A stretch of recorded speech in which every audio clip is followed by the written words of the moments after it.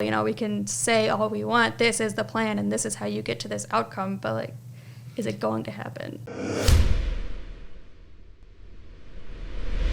Other times that I've had to have these conversations, it's kind of a barrel through of, this is the problem, now this, so the next step, and at the end result, you'll get to this, and that's that, and there we go, and here we are.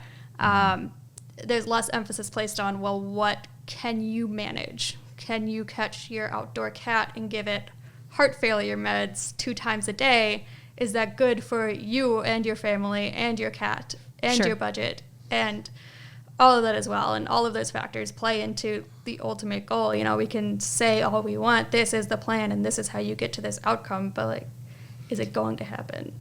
So I like how there's a variety of options placed out there for the caregivers to decide what works for them, and how little pressure there is to steer them one way or another. Yeah.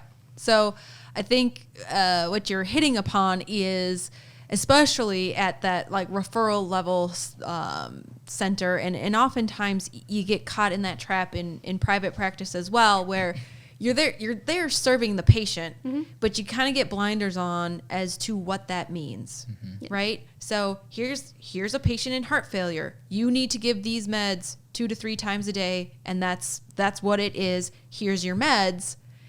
And they come back for their recheck 3 weeks later, and they aren't doing as well as you wanted, and you find out, well, the caregiver isn't giving the meds as directed. And then it becomes this frustration. Well, why aren't you doing this? Versus having that upfront conversation right away. So we need to give these meds 2 to 3 times a day. Is this something you are comfortable doing? Is this something that you can realistically do in your patient?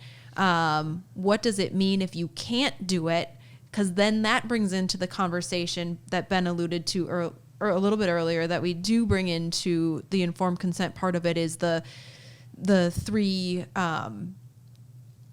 costs of patient care. Right. Yeah. The 3 costs of patient care as far as physical, financial, and emotional. Right. And that's a big part of patient care, and educating the caregiver. And I think that's the part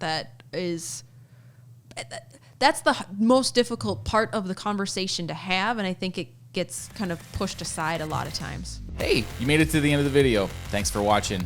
If you want to watch this full podcast, go ahead and click up here. If you want to watch our newest podcast, go ahead and click down here. And if you want to subscribe to see everything else that we do, go ahead and click right here.